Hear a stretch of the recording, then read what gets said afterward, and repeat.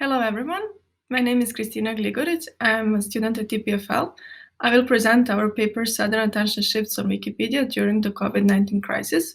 This is a collaboration with Manuel, Maxime and Bob from EPFL, Florian from University of Paso, and Marcus from University of Aachen and Gezis. The COVID-19 pandemic has led to the implementation of unprecedented interventions, including national lockdowns, and these interventions have really created massive shifts in people's lives. So research should broadly identify how the pandemic has impacted human needs, interests, and concerns. However, quantifying the impact of COVID on interests and needs is very challenging. There is the need for immediacy, since the pandemic is an ongoing crisis where needs, interests, and concerns are dynamic. And second, there is a need for global analysis. There is a need for scale, and there is a need to understand behavioral changes globally. Traditional survey-based studies face the difficulty of both immediacy and scale.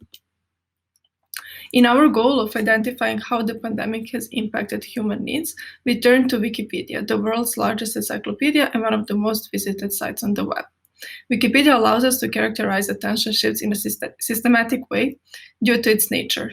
So it fulfills the need for immediacy because it is always on. And second, it lets us do so at scale, since it is globally and freely available. In times of uncertainty, people around the world turn to Wikipedia for information. So people might focus their attention on, for example, articles about the nature of the disease, but also on the rest of Wikipedia, on information not directly related to the disease, such as movies, and also on everything in between. So our idea is to use Wikipedia page view data to understand how information-seeking behavior changed during the pandemic and to quantify it in a systematic way. To do so, we analyze Wikipedia access logs in 12 Wikipedia language editions. And for each language edition, we obtain publicly available page view statistics, which specify how frequently each article was accessed daily. Let's consider an example of Italian Wikipedia. We focus on temporal evolution in 2020, so time is on x-axis, of page view counts that are on y-axis. We monitor the total number of page views, and we see a lot of temporal variation since the page views roughly double in April compared to March. However, these could be normal seasonal fluctuations or some kind of special external events. So to account for such external factors that have nothing to do with the pandemic, we consider the page views in previous year, in 2019, as a baseline. And then in order to quantify the effect of the shock of the pandemic, we isolate the mobility change points. Both lockdowns as well as social distancing measures are associated with sharp changes in mobility time series that we detect automatically using change point detection algorithms, and we measure mobility using reports published by Apple and Google that capture movement patterns based on cell phone location signals. Another change point that we consider is the normality change point, which doesn't represent abrupt change in mobility pattern, but maps to time when mobility returned to normal. Now, having identified these important points in time, there are still further challenges. Methodologically, drawing meaningful conclusions from longitudinal access logs is challenging because of trends and seasonalities. And we try to overcome these hurdles by performing careful difference in differences analysis in a regression framework. So the key idea is the following.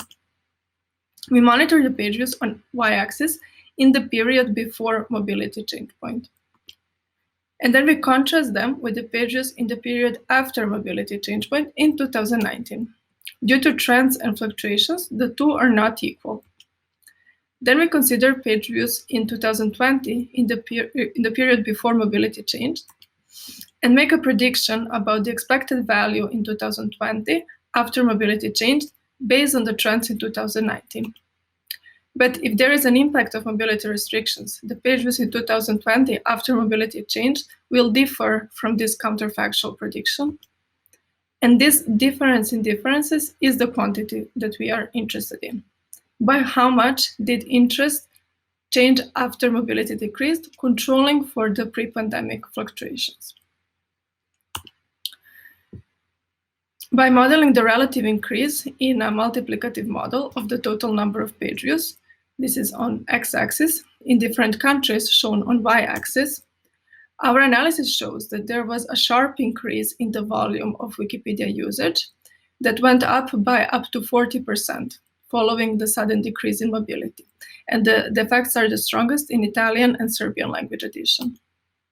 Then we repeat the same analysis by contrasting periods before mobility change point and after mobility already went back to normal, to see that this increase was transient.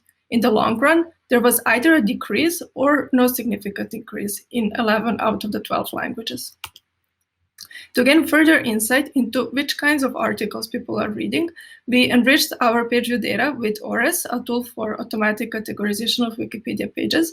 So we labeled each article with one of the 57 topics, and this lets us zoom in on what kinds of articles received more or less attention throughout the pandemic.